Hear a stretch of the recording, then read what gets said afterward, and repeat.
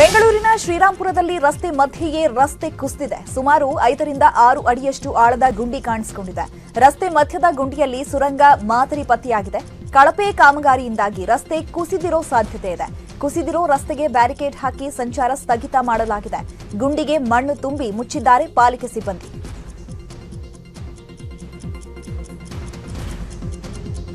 ಈ ಬಗ್ಗೆ ನಮ್ಮ ಪ್ರತಿನಿಧಿ ಹಂಸ ಸ್ಥಳದಿಂದ ಪ್ರತ್ಯಕ್ಷ ವರದಿ ಮಾಡಿದ್ದಾರೆ. ಬನ್ನಿ ನೋಡೋಣ.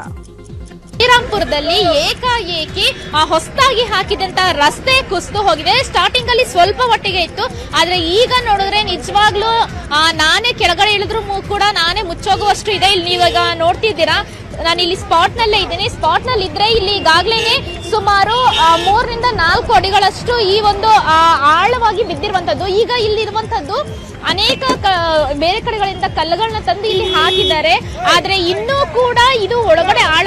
ಇವರು ತಮ್ಮ ಕೃಷಿ ಹೊಂಡದಲ್ಲಿ 2,000 ಮೀನ್ ಸಾಕಿ ಪ್ರತಿ 6 ತಿಂಗಳಿಗೆ 3 ಲಕ್ಷ ಸಂಪಾದನೆ ಮಾಡ್ತಿದ್ದಾರೆ. ನೀವು ಮಾಡ್ಬೇಕಾ? ಅವರಿಂದ ಕಲಿಬೇಕಾ?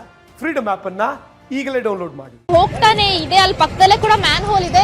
ಮ್ಯಾನ್ ಹೋಲ್ ಇಂದಲೂ ಕೂಡ ನೀರು ತುಂಬಿಕೊಂಡ್ರೆ ಮೇಲೆ ಬರುವಂತಹ ಚಾನ್ಸಸ್ ಇದೆ.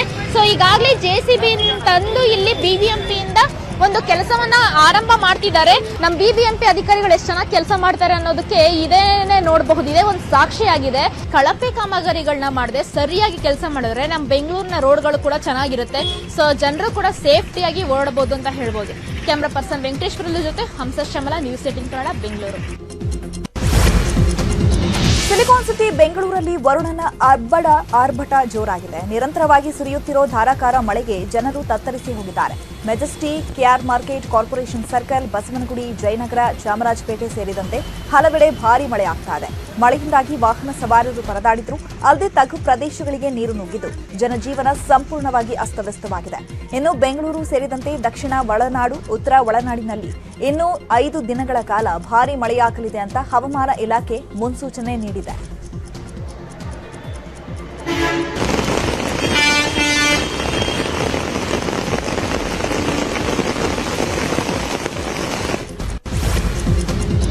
ಬೆಂಗಳೂರಿನಲ್ಲಿ ಸಂಜೆ ಸುರಿದ ಭಾರೀ ಮಳೆಗೆ ಬೆಂಗಳೂರಿನ ಸುಲ್ತಾನ್ಪೇಟೆ ರಸ್ತೆ ಸಂಪೂರ್ಣವಾಗಿ ಜಲಾವೃತವಾಗಿದೆ.